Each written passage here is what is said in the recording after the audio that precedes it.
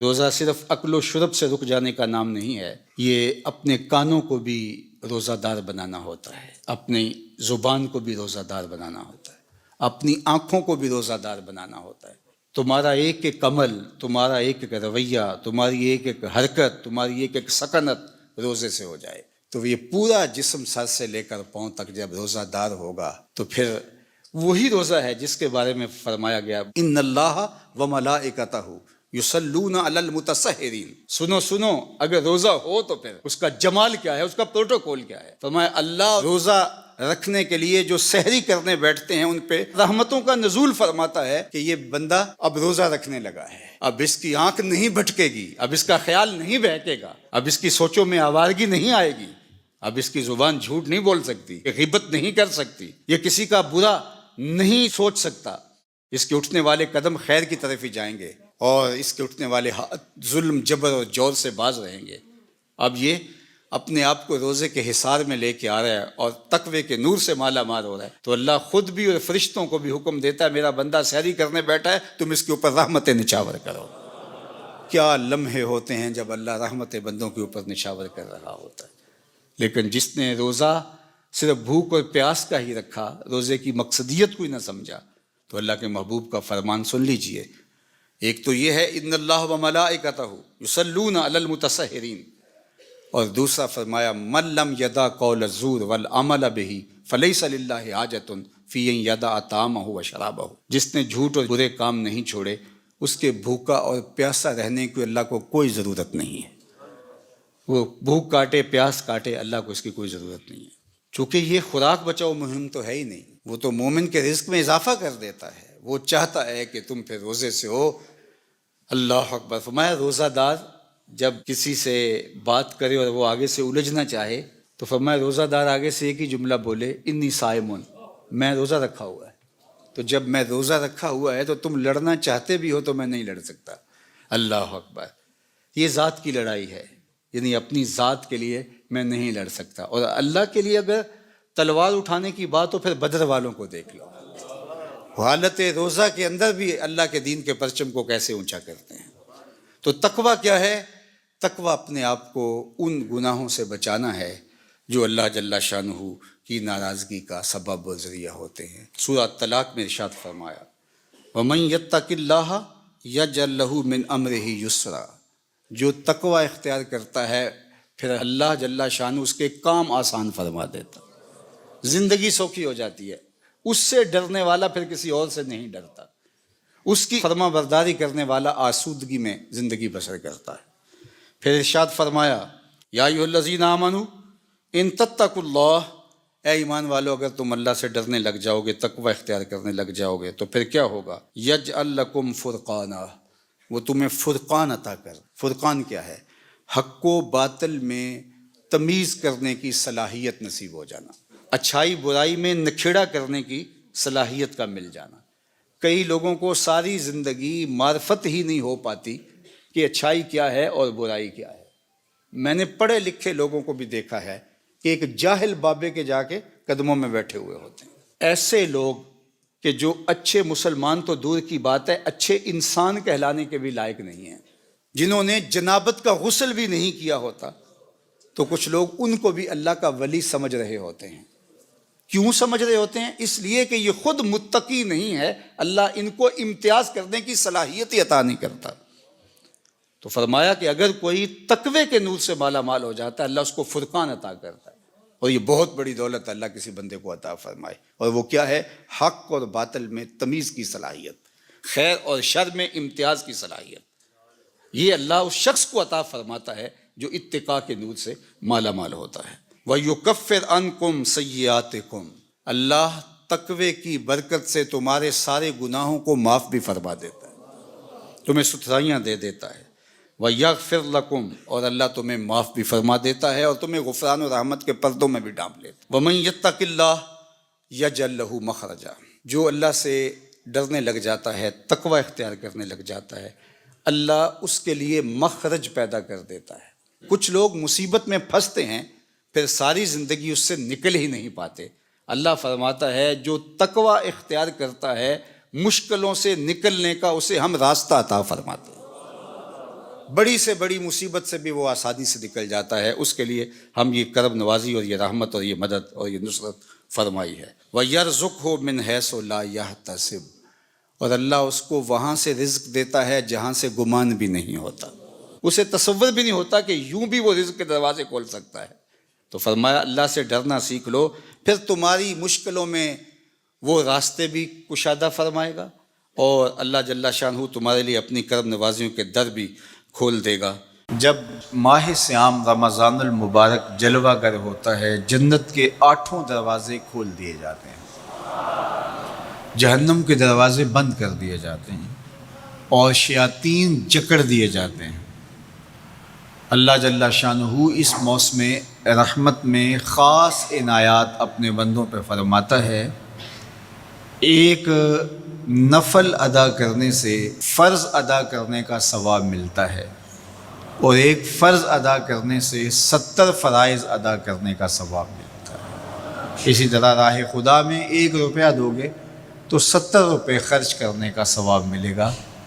اسی طرح باقی نیکیاں بھی جتنی بھی ہم کرتے ہیں، وہ ایک نیکی کریں گے تو 70 گنا اجر ماہ صیام میں ہمیں نصیب ہوتا ہے. اس لیے اہل ایمان کا یہ طریقہ ہے کہ وہ اس مہینے میں کثرت کے ساتھ تلاوت کرتے ہیں، کیونکہ ایک مرتبہ اگر قرآن مجید پڑھ لیا تو 70 مرتبہ قرآن مجید پڑھنے کا ثواب نصیب ہوا.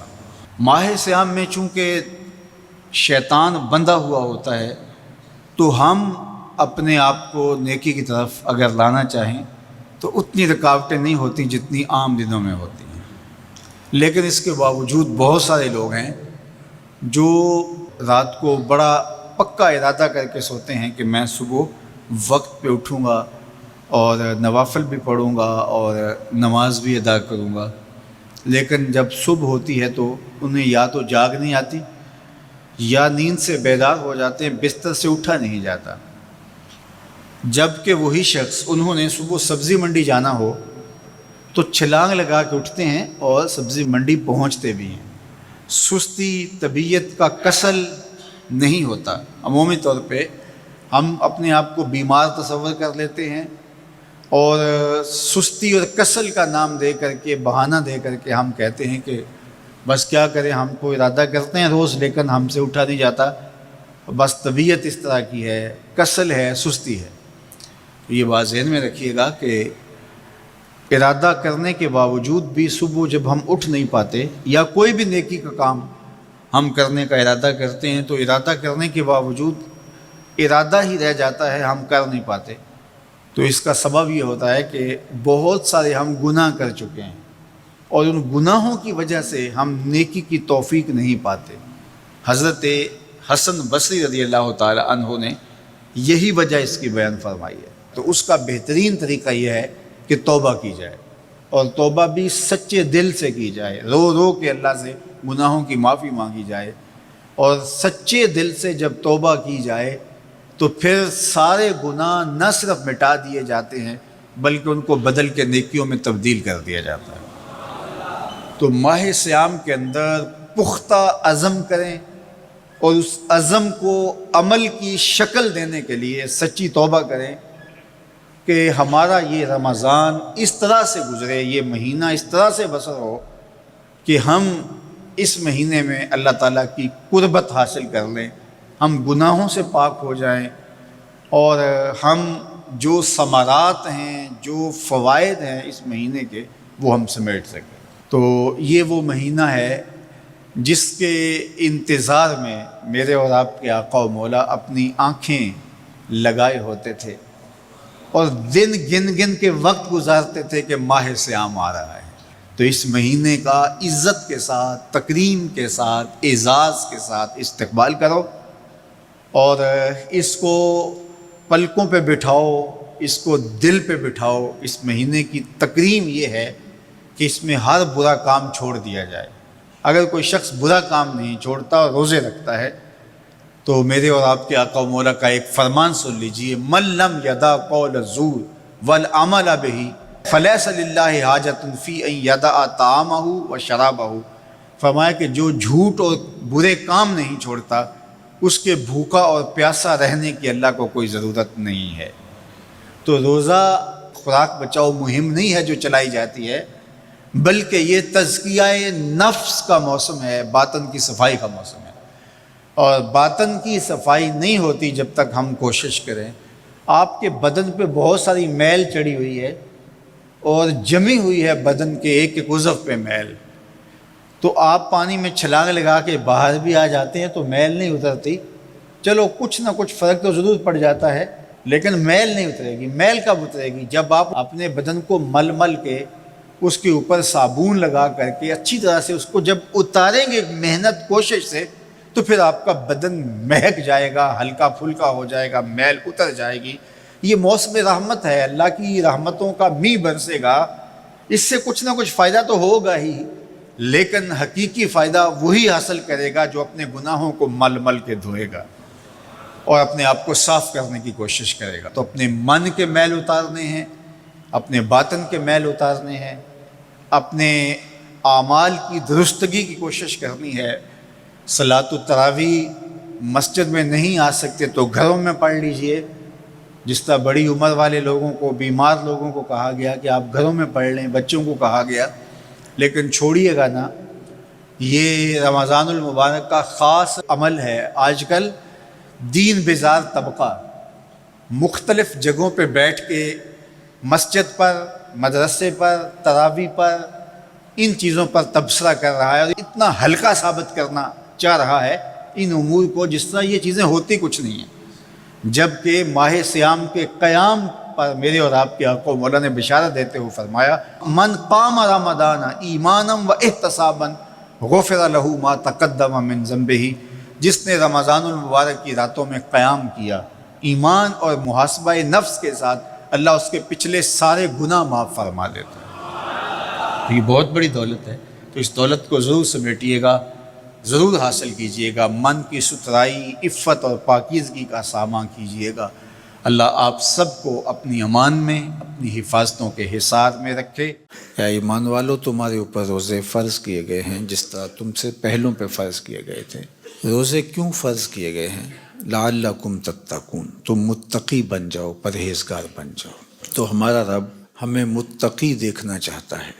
حضرت سیدنا علی المرتضیٰ رضی اللہ تعالی عنہ نے تقوی کی خوبصورت تعریف ارشاد فرمائی ہے، ہی الخوف من الجلیل، یہ اس عالی مرتبت ذات باری کے خوف کا نام ہے، اللہ سے ڈرنے کا نام ہے تقوی۔ وہ صرف ہمارا خالق ہی نہیں، ہمارا مالک و رب ہی نہیں، ہمارا محبوب بھی ہے۔ والذین آمنوا اشد حبا للہ، ایمان والے اپنے رب کو ٹوٹ کے چاہتے ہیں، شدید محبت کرتے ہیں اپنے رب سے۔ تو جس سے محبت کی جائے تو اس کی ناراضگی سے ڈرا جاتا ہے، اس کے تو تھوڑے سے تیور بدل جائیں، اس کا التفات کم ہو جائے تو زندگی اجڑنے لگتی ہے۔ تو اللہ کا خوف بیں معنی کہ اس کی ناراضگی سے ڈرا جائے۔ اور دوسری بات ارشاد فرمائی، والعمل بالتنزیل، اور اترنے والی پاکیزہ کتاب قرآن مجید پہ عمل کرنے کا نام تقوی ہے۔ اور پھر فرمایا والقناعۃ بالقلیل، اور تھوڑے پر قناعت کرنا۔ اللہ اگر زیادہ عطا فرما دے تو اس پہ شکر کرنا چاہیے، اور شکر کرنے سے نعمت فزوں تر ہوتی ہے، نعمتیں بڑھ جاتی ہیں۔ لیکن اگر اللہ زیادہ عطا نہیں فرماتا تو وہ خوب جانتا ہے کہ میں نے اپنے بندے کو کس جگہ رکھنا ہے، تو بندہ اس پہ راضی رہے کہ میرے مالک میں اس پہ راضی ہوں جس جگہ تو مجھے رکھنا چاہتا، تو اس کو قناعت کہتے ہیں۔ اور یہ تقوی ہے کہ اللہ پر بندہ ایسے راضی ہو جائے کہ اس کی عطا کردہ ہر نعمت پر وہ زیادہ ہے تب بھی راضی ہو، کم ہے تب بھی راضی ہو۔ تو جب اللہ پر یقین پختہ ہو جاتا ہے تو پھر اس کی تقسیم پہ بھی بندہ راضی ہوتا ہے۔ اور جس کو صبر کی دولت نصیب ہو گئی اس کی زندگی سوکھی ہو گئی، اور جس کے پاس صبر کی دولت نہیں ہے، قناعت کی دولت نہیں ہے، وہ کھرب پتی بھی بن جائے، نفس کی کمینگی ختم نہیں ہوتی، چونکہ بریک تو ہے ہی نہیں یہاں۔ جتنا بھی مال و دولت مل جائے اگر قناعت نہیں ہے تو پھر تو انسان کی پیاس اور بھوک ہی نہیں مٹتی، ختم ہی نہیں ہوتی خواہش۔ تو سیدنا علی المرتضیٰ رضی اللہ تعالی عنہ فرماتے ہیں کہ تقوی اللہ جل شانہ کی خشیت کا نام ہے۔ تقوی قرآن مجید پر عمل کی توفیق کا مل جانا ہے، تقوی اللہ کے دیے پر راضی ہو جانا ہے۔ چوتھی چیز جو تقوی کا جز آپ نے بیان فرمایا، والاستعداد لیوم الرحیل، جو رحلت کا وقت ہے، دنیا سے جانے کا وقت ہے، اس کے لیے تیاری، یہ تقوی ہے۔ اگر ہمیں یہ چار چیزیں نصیب ہو گئیں تو سمجھو اللہ نے تقوی کا نور نصیب فرما دیا۔ اور یہ میرا اور آپ کا مقصود ہے۔ ہمیں جن نیکیوں کی ترغیب دی گئی ہے ان میں سے سب سے بڑی نیکی ہے کہ ہم تقوی اختیار کریں، اور ہمارا رب چاہتا ہے کہ ہم متقی بن جائیں۔ تقوی کی ایک اور تعریف بھی کی گئی ہے، اور وہ بہت خوبصورت تعریف ہے کہ تمہارا رب تمہیں جہاں دیکھنا چاہتا ہے تم وہاں پائے جاؤ، اور تمہارا رب جہاں تمہیں نہیں دیکھنا چاہتا تم وہاں نہ پائے جاؤ۔ تقوی اسے کہتے ہیں۔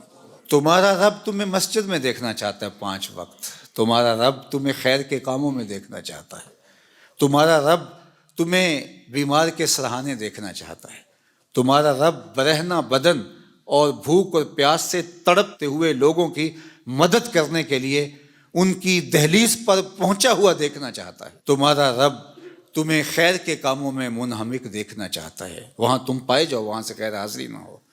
اور جہاں تمہارا رب تمہیں نہیں دیکھنا چاہتا تو وہاں تم پائے ہی نہ جاؤ۔ تمہارا رب تمہیں کسی ایسی جگہ پہ نہیں دیکھنا چاہتا جو تمہارے منصب کے لائق نہیں ہے، اس نے تمہیں دستے قدرت سے بنایا ہے۔ اللہ اکبر! تو وہ کیسے اپنے شاہکار کو کسی گندی جگہ پہ دیکھنا چاہے گا، کسی غلاظت کے ڈھیر پہ دیکھنا چاہے گا؟ جہاں بدکاریوں کا ماحول ہوگا وہ اپنے شاہکار کو وہاں کیسے دیکھنا چاہے گا؟ تو تقوی یہ ہے جہاں تمہارا رب تمہیں دیکھنا چاہے وہاں تم پائے جاؤ، اور جہاں تمہارا رب تمہیں نہ دیکھنا چاہے وہاں تم موجود نہ پائے جاؤ۔ اگر یہ دولت حاصل ہوگی تو سمجھو اتقاء کا نور نصیب ہو گیا۔